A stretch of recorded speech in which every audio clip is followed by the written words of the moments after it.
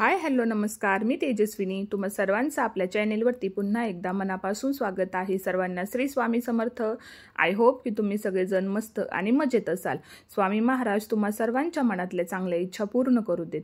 तर आजचा हा जो व्हिडिओ आहे तर तो शेवटपर्यंत नक्की कंटिन्यू करा आणि व्हिडिओ तुम्हाला कसा वाटला ते सुद्धा कमेंट करून मला नक्कीच सांगा। आणि जर व्हिडिओ तुम्हाला आवडला असेल तर चॅनेलला लाईक, शेअर आणि सबस्क्राइब करायला मात्र विसरू नका। तर चला तर मग आजच्या व्हिडिओला सुरुवात करूयात।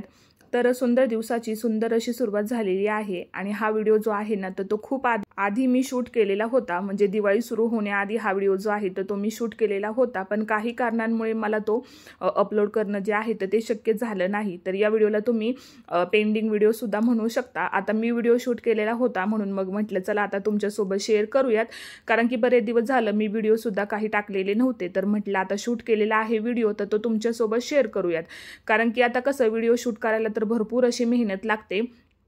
पण मध्यंतरी काही दिवस मला ते काही जमलंच नाही, कारण की जीविकाच्या एक्झाम वगैरे चालू होत्या आणि माझ्या सासूबाई सुद्धा बाहेर फिरण्यासाठी गेलेल्या होत्या। तर त्या सगळ्या गोष्टी मॅनेज करता करता मला व्हिडिओ वगैरे जे आहे तर ते अपलोड करायला जमलंच नाही आणि शूट सुद्धा करायला काही झालंच नाही। त्याच्यामुळे मग म्हटलं आता हा व्हिडिओ आहे शूट केलेला तर तो सुद्धा तुमच्यासोबत शेअर करावा। आणि त्यानंतर मग जी काही दिवाळीची आपली कामे असतात घरातील फराळ वगैरे बनवणं, तर मग म्हटलं ते तुमच्यासोबत शेअर करावं। आता हे सगळं जे आहे ना फराळ वगैरे बनवणं तर ते मी शॉर्ट व्हिडिओमध्येच अपलोड करणार आहे, कारण की फुल व्हिडिओ बनवणं ते काही शक्य होत नाही, कारण की त्यासाठी बराचसा वेळ लागतो आणि दिवाळी म्हटलं की आपली खूप धावपळ जी आहे तर ती सुरू असते।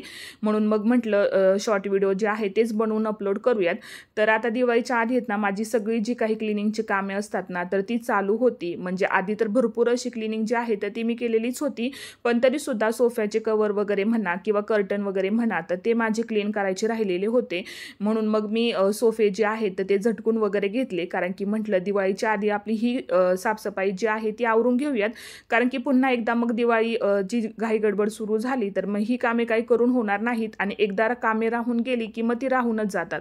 म्हणून मग म्हटलं आधी ही साफसफाई सगळी आवरून घेऊयात। तर आता जीविका स्कूलला गेल्यानंतरच मग मी ही जी क्लिनिंगची कामे असतात ना तर ती आवरायला घेते आणि ती येण्याआधी सगळी कामं जी आहेत तर ती मी आवरून घेत असते, कारण की ती आल्यानंतर मग पुन्हा तिचा अभ्यास वगैरे घेणं, घरातील कामं करणं, ह्या सगळ्या गोष्टी ज्या आहेत तर त्या मॅनेज करणं थोडंसं अवघड जात होतं। आणि मग वसुबारसेच्या दिवशी तिची शेवटची एक्झाम जी आहे ना तर ती होती, त्यामुळे मग जोपर्यंत तिची एक्झाम संपत नाहीये तोपर्यंत मग मला काही शॉपिंग वगैरे सुद्धा करायला जाता येत नव्हतं। आता दिवाळीची बरीचशी खरेदी जी आहे तर ती मला करायची होती, पण आता तिच्या एक्झाम असल्यामुळे ते काही मला शक्य होणार नव्हतं, कारण की शॉपिंग वगैरे करायची म्हटलं तर आपल्याला बराचसा वेळ जातो, एक दिवस का होईना आपला त्यामध्येच पूर्ण जातो। आता मग शॉपिंगला गेले तर मग तिच्या अभ्यासाची घाई गडबड होईल, म्हणून मग म्हटलं निवांतच आपण शॉपिंग वगैरे करूयात। तर आता मग तिचा ज्या दिवशी शेवटचा पेपर होता ना तर त्याच दिवशी मी शॉपिंग वगैरे जी आहे तर ती करायला गेली आणि तिथे सुद्धा इतकी गर्दी होती ना की मला काही व्हिडिओ वगैरे शूट करणं झालंच नाही, कारण की सध्या दिवाळी आहे त्याच्यामुळे बघावं तिकडे इतकी गर्दी आहे की बाजारामध्ये जरी आपण गेलो ना तरी सुद्धा इतकी गर्दी असते ना की कुठून कुठे बाहेर पडायचं ते सुद्धा बऱ्याचदा लक्षात येत नाही। त्यामुळे मग मी मोबाईलमध्ये काही शूट वगैरे केलेलं नव्हतं। म्हटलं जेवढं होईल तेवढं आपण नंतरनं जे आहे ते शेअर करूयात। तर आता इथेच ना दिवाळीच्या आधी सगळी क्लिनिंगची कामे जी आहेत ना तर ती मी आवरून घेतलेली होती। म्हणजे साफसफाईची जेवढी माझी कामे होती ना तर ती सगळी मी आवरून घेतली, कारण की आई सुद्धा ट्रिपला गेलेल्या होत्या आणि मग म्हटलं ते आल्यानंतरनं पुन्हा मग त्यांना सुद्धा दमल्यासारखं होईल, म्हणून मग म्हटलं चला आपणच सगळी कामं जी आहेत ती आवरून घेऊयात। आता जीविका स्कूलला गेल्यानंतरनं जो मधला टाईम मला भेटतो ना त्या मधल्या टाईममध्ये सगळी जी काही साफसफाईची कामे असतात ना तर तीच मी आवरून घेत होते, जेणेकरून मग माझी सुद्धा कामे होतील आणि तिचा अभ्यास सुद्धा घेता येईल या हिशोबानेच मी घरातील कामं जी आहेत तर ती आवरून घेत होते।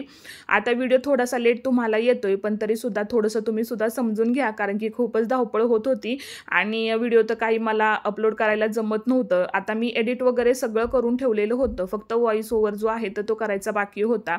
पण म्हटलं चला आता जसं आपल्याला वेळ भेटेल तसं आपण शेअर करूयात। आणि दिवाळीच्या फराळाला सुद्धा आता मी सुरुवात केलेली आहे, त्याच्यामुळे थोडं थोडं का होईना मी तुमच्या सोबत शॉर्ट व्हिडिओ जे आहे तर ते शेअर करण्याचा प्रयत्न तरी मी करेनच, कारण की बरेच दिवस झालं व्हिडिओ अपलोड केले नाही तर मग मला सुद्धा कधीतरी असं काहीतरी चुकल्यासारखंच वाटतं।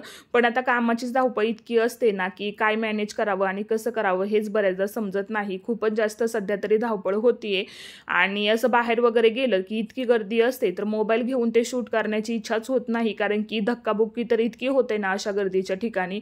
मग त्यापेक्षा असं वाटतं की चला जाऊ देत, आधी शॉपिंग जी आहे ती आवरून घेऊयात, कारण की आपण कुठेही गेलो ना तरी सुद्धा इतकी गर्दी पाहायला मिळते की मोबाईल घेऊन हातामध्ये शूट करायला काही होतच नाही. आणि जर आपण सिटीमध्ये जर जात असू ना खरेदीसाठी तर मग काही बोलायलाच नको. त्यामुळे मग मी काही शूट वगैरे बाहेर गेल्यावर केलंच नव्हतं. आणि मग आधी सगळी जी काही साफसफाईची कामे आहेत ती सुद्धा आवरून घेतलेली होती. म्हटलं मग निवांत खरेदी वगैरे करता येईल. आणि ज्यावेळेस दिवाळी सुरू होणार होती त्याच वेळेस जीविकाचे एक्झाम सुद्धा संपणार होत्या, त्यामुळे मग मला जास्त वेळ काही जमलाच नाही. फराळ वगैरे बनवायला सुद्धा मला काही झालंच नाही, कारण की अभ्यास वगैरे घेणं, घरातील कामं आवरणं, त्यामुळे जास्त वेळ सुद्धा माझ्याकडे नव्हता. आणि मग म्हटलं चला आता जाऊ देत, आपण आधी तिचे एक्झाम सगळ्या संपू देऊयात आणि मग त्यानंतरच मग म्हटलं फराळ जे आहे ते बनवायला घेऊयात. तर आता इथे ना मी सगळे सोफ्याचे कवर वगैरे जे आहेत ते मशीनमध्येच धुवून वगैरे काढलेले होते.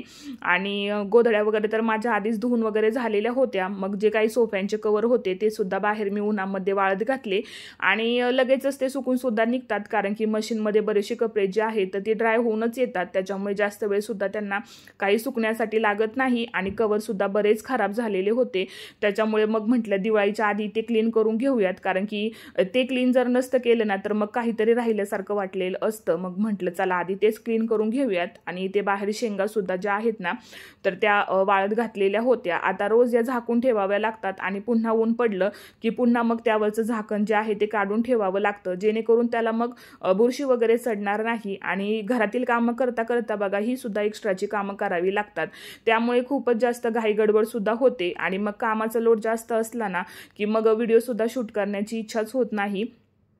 तर आता इथे कवर जे आहे ते माझे सुकूनच झालेले होते. मग म्हटलं आता ते कवर जे आहे ते घरामध्ये आणून ठेवूयात. आणि मग आधी एक मशीन जी आहे तर ती मी सोफ्याचे जे कवर आहे तर त्यासाठीच लावून घेतलेली होती.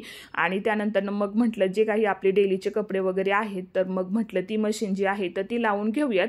आता मशीन आल्यामुळे बरंचसं काम जे आहे ना माझं ते सोपं झालेलं आहे, कारण की काही धुवायचं वगैरे म्हटलं तर अगदी पटकन झटकीपट इतर कामे करता करता ही कामं जी आहेत ना तर ती माझी होऊन जातात. आणि मशीनमुळे बराचसा जो कामाचा फायदा म्हणतो ना आपण तर तो मला सध्या तरी होत आहे. आणि छान वाटतंय की आपलं थोडंसं काम तरी हलकं होतंय, नाहीतर जर मशीन नसती ना तर या गोष्टींसाठी मला बराचसा वेळ जो आहे तो माझा गेला असता.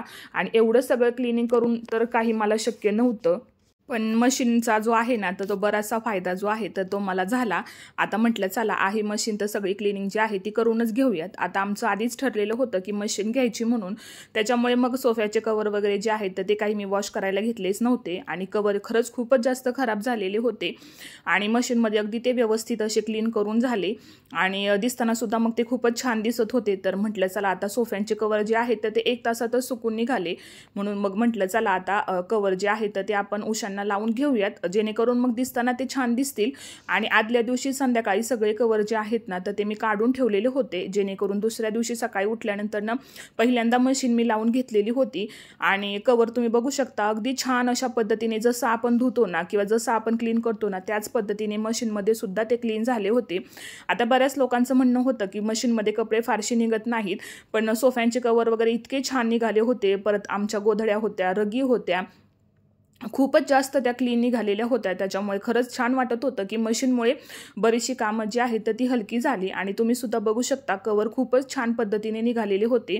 आणि आधीचे जे कवर होते ना तर ते खूपच जास्त खराब झालेले होते. आणि याचा कलर थोडासा व्हाईटमध्ये आहे, त्याच्यामुळे मग ते लवकर जरी खराब झाले ना तरी सुद्धा लगेचच असं दिसून येतं की ते खराब झालेले आहेत म्हणून. तर आता इथे एक एक करत दोन्ही सोफ्यांवरच्या उशा ज्या आहेत ना तर त्यांचे कवर मी आधी घालून घेतले. आणि त्यानंतर मग उशा वगैरे ज्या आहेत त्या सगळ्या व्यवस्थित अशा सेट केल्या. आणि त्यानंतर मग हॉलचा जो लुक आहे ना तर तो चेंज होऊन गेला. म्हणजे इतकं छान वाटत होतं ना हॉलमध्ये पाहिल्यानंतर असं वाटत होतं की बघतच राहावं. आणि आता इथे तुम्ही सुद्धा बघू शकता किती छान वाटतंय. सगळ्या उशा वगैरे ज्या आहेत त्या व्यवस्थित अशा क्लीन झालेल्या होत्या आणि एकदम शाईन करत होत्या, त्याच्यामुळे खूपच छान वाटत होतं. तर चला, आय होप की आजचा हा जो व्हिडिओ आहे तो तुम्हाला आवडला असेल व्हिडिओ तर चॅनेलला लाईक, शेअर आणि सबस्क्राईब मात्र नक्की करा.